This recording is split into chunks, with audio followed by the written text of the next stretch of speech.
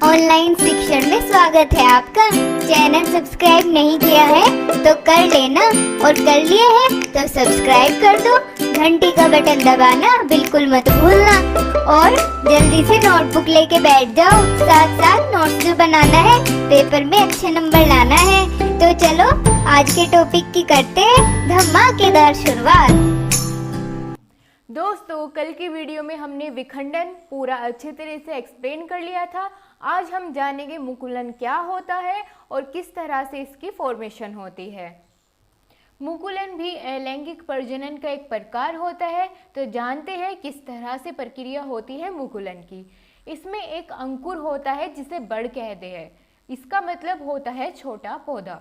मुकुलन की प्रक्रिया में एक छोटा अंकुर जनक जीव के शरीर पर विकसित होता है और समय आने पर नए जीव के निर्माण के लिए खुद को जनक जीव से अलग कर लेता है, और हाइड्रा यीस्ट में मुकुलन होता है। अब डायग्राम के थ्रू दोस्तों आप देखिए कि ये एक पेरेंट सेल है। जब ये विकसित होता है तो इसमें एक छोटा सा बड फॉर्मेट हो जाता है यहाँ आपके सामने, जिसे अंकुर कहते हैं। छोटा सा अंकुर इससे निकलता है और फिर यह एक नए रूप में विकसित होने लगता है, बड़ा होने लगता है, और कुछ समय बाद ये अपने पेरेंट सेल से अलग हो जाता है। और फिर क्या होता है, एक नया यीस्ट बनकर तैयार हो जाता है। हाइड्रा और यीस्ट में मुकुलन की प्रक्रिया होती है। अब इसको हम देखते हैं 3D फॉर्म में। जैसा आप स्क्रीन पर देख रहे हैं, ये इससे बड़ निकलता है एक छोटा सा अंकुर, और फिर वो नया रूप ले लेता है नए पौधे का और उससे अलग हो जाता है, नया बड़ बन जाता है। इस प्रक्रिया को ही हम कहते हैं बडिंग। अभी जैसे हमने इस चित्र के माध्यम से देखा कि मुकुलन पद्धति से प्रजनन करता है कौन सा पौधा, हाइड्रा। जैसे हमने अभी देखा कि पहले एक पेरेंट सेल सी, फिर उससे नया छोटा सा बड निकलता है और एक नया हाइड्रा के रूप में विकसित हो जाता है। अब देखते हैं बीजाणु निर्माण। ये अगला प्रकार है अलैंगिक प्रजनन का। इसके अंदर क्या होता है, बीजाणु जिन्हें स्पोर कहते हैं का निर्माण एक कोशिकीय और बहुकोशिकीय दोनों ही प्रकार के जीवों में होता है। यह प्रक्रिया पौधों में होती है। बीजाणु निर्माण में जनक पौधा अपने बीजाणु पेटी, जिसे स्पोर केस कहते हैं, में सैकड़ों प्रजनन इकाइयां पैदा करता है। इन्हें बीजाणु कहते हैं। जब पौधों की यह बीजाणु पेटी फटती है तो ये बीजाणु हवा, जमीन, भोजन या मिट्टी पर बिखर जाते हैं। यहीं से नए पौधे का जन्म होता है। और ये किस किस तरह के पौधों में इस तरह की प्रक्रिया पाई जाती है, उनके नाम जान लेते हैं। एक तो है राइजोपस और म्यूकर। इन दो पौधों में कवक बीजाणु का निर्माण होता है, राइजोप्स और म्यूकर।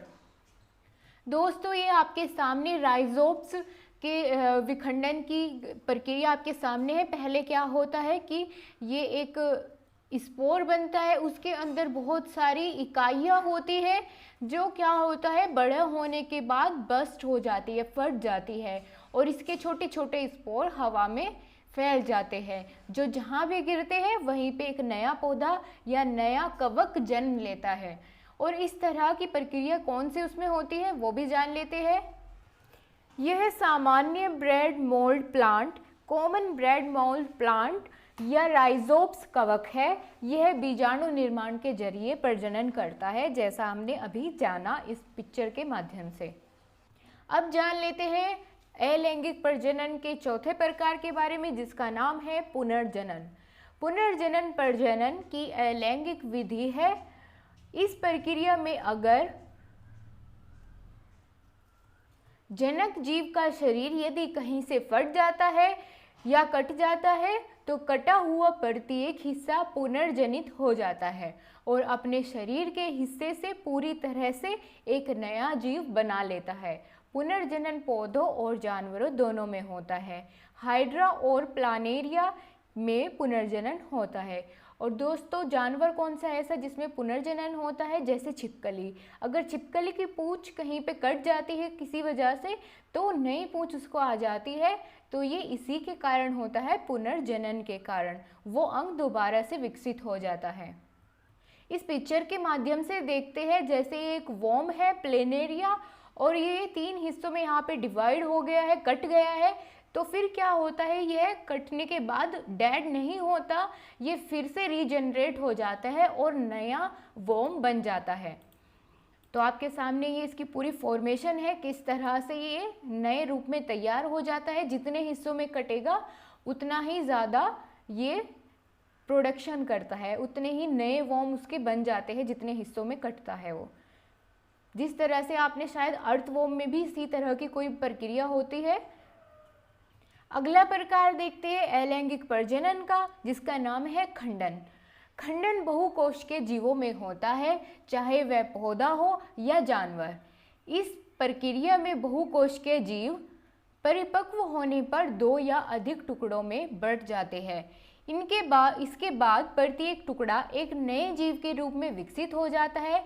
स्पाइरोगायरा, जो कि एक पौधा है, और समुद्री एनीमोन, जो कि एक समुद्री जीव है, में खंडन की प्रक्रिया होती है। अब हम देखते हैं इसको चित्र के थ्रू अच्छे से समझेंगे और फिर जानेंगे कि खंडन किस प्रकार से होता है। ये आपके सामने पिक्चर में क्या है, स्पाइरोगायरा। ये एक शैवाल है और बिल्कुल रेशे के जैसा दिखता है। आपके सामने आप देख रहे होंगे कि रेशे की जैसी इसकी फॉर्मेशन है। ये क्या होता है, जब ये मैच्योर हो जाता है तो खुद ये पार्ट्स में, छोटे छोटे पार्ट्स में डिवाइड हो जाता है और फिर से एक नया स्पाइरोगायरा बन जाता है। तो आपने क्या देखा इसमें, स्पाइरोगायरा जो रेशे जैसा शैवाल होता है, खंडन विधि से प्रजनन करता है। देखते हैं अलैंगिक जनन का छठा प्रकार कौन सा है, तो वह है कायिक प्रवर्धन। ये किस तरह से होता है इसके बारे में भी आज ही जान लेते हैं। इस प्रकार का अलैंगिक प्रजनन सिर्फ पौधों में होता है। कायिक प्रवर्धन में पुराने पौधे के हिस्से जैसे तने, जड़ और पत्ती का प्रयोग नए पौधे को उगाने में किया जाता है।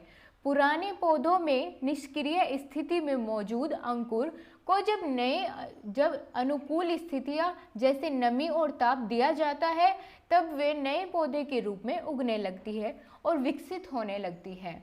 ये किस किस पौधे में होता है यह प्रक्रिया, वो भी देख लेते हैं। जैसे हरी घास, ब्रायोफाइलम, मनी प्लांट, आलू, प्याज, केला आदि के पौधों में कायिक प्रवर्धन होता है।